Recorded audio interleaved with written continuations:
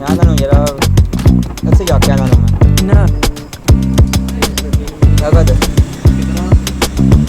ऐसे क्या क्या नाम है